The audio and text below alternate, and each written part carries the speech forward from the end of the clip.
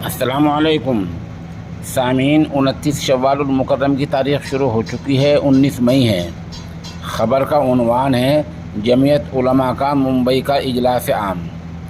जमीयत उलमा हिंद की मुंतज़िमा का इजलास आम कल शनिचर के दिन से उरूसुल बलाद मुंबई में शुरू होने जा रहा है। हफ्ते के दिन मुंतज़िमा की कई बड़ी मीटिंगें होंगी, जिनमें पूरे मुल्क से जमीयत उलमा के हज़ारों अरकान और ओहदेदार शिरकत कर रहे हैं।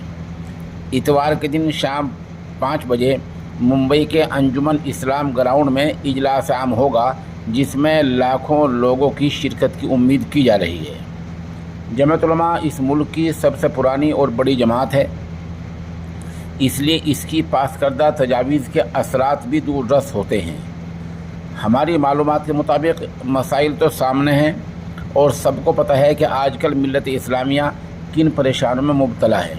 जमीयत उलमा का यह इजलास तय करेगा कि इन मसाइल को किस तरह हल करना है और इशूज़ को इजलास आम में किस तरह पेश करना है।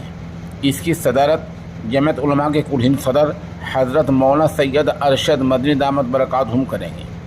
इस मौके पर हम जमीयत उलमा कानपुर, शामली व मुज़फ़्फ़रनगर और हरियाणा की चंद तस्वीर पेश कर रहे हैं जो हमें वहाँ से पहुँची हैं। इन इलाक़ों से मौलाना मोहम्मद हारून कासमी कारी गयूर, मौलाना मोहम्मद इलियास हरियाणा, मौलाना साजिद, मौलाना अयूब, मौलाना बरकतुल्लाह अमीनी, मास्टर समीउल्लाह खां कारी रागिब शामली, मौलाना मुकर्रम अली, आसिफ कुरैशी, मुफ्ती अब्दुल कादिर मुज़फ़्फ़रनगर से।